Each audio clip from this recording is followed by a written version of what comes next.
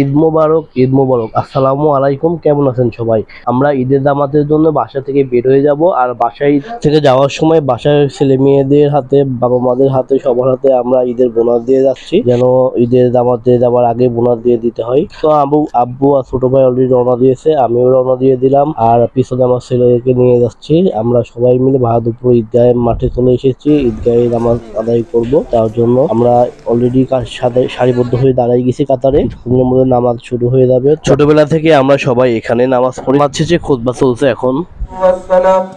আল্লাহু আকবার, আল্লাহু আকবার, লা ইলাহা ইল্লাল্লাহ, আল্লাহু আকবার, আল্লাহু আকবার, ওয়ালিল্লাহিল হামদ।